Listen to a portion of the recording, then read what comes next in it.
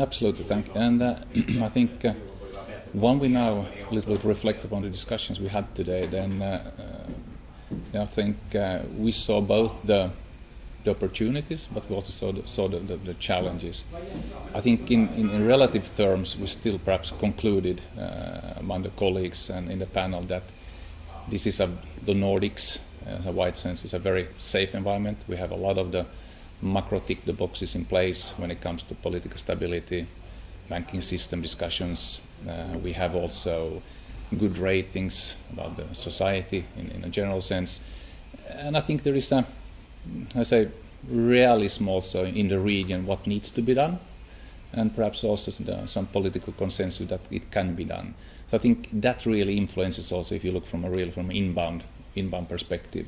That are clearly, the relative competitive advantages of the region. Then a little bit, of course, we touched about also some of the underlying more specific drivers. We tried to avoid, of course, making huge discrepancy between the different countries. We all know that we feel our own home country is more unique than the other. But I think also when we look upon the underlying assets and how people approach it, then there are some very positive things also when it comes to I believe in energy sector, I believe in investments in the infrastructure, which is of course a basis for any industrial activity. And that I think goes across both for Norway, of course, with their too much oil problem until to Finland, where you have more where you have a recognized need to make huge infra investments. So I think there is and this I think have been communicated also outside the region. So I think it's on a positive trend. We are more positive today than perhaps 2 years ago.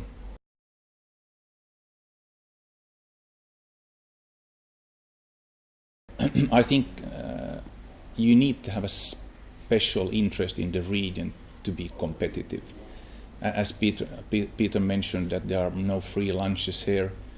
So either you have done here before, that you have a positive experience, or there are some positive examples of people that have made money here, or then you have a more Nordic dedicated team. That I think is a requirement really to win if it's a competitive auction today. To make just ad hoc investments in a general transaction, it's really difficult to be competitive, because I think there is still some advantages of having local teams. You have perhaps spent more time on the asset. Might be that you have some inbounds to the inroads to the asset in itself.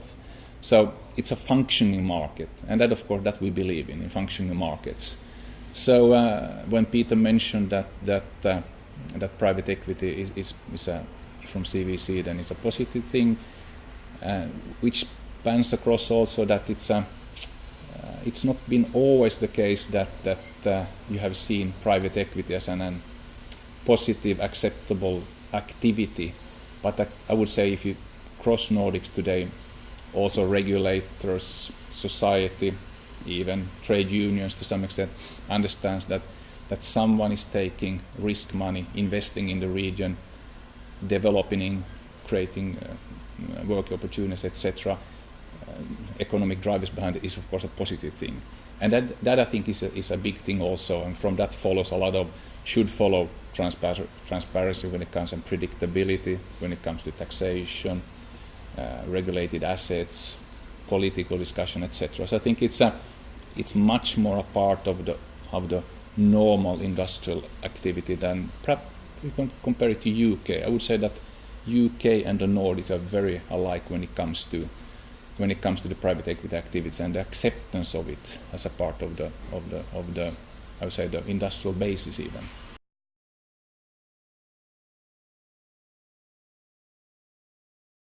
And here being Finland, then of course we have this, as I call this, geopolitical relationship that we always have had for thousands of years about to say. But I think the main thing again with investment in Russia is that you need to have some positive investment story, some leaders. Is it then in paper and pulp, or is it in consumers? So you need to have someone show that you can make money there, that it's certain stability, you can return the cash, etc.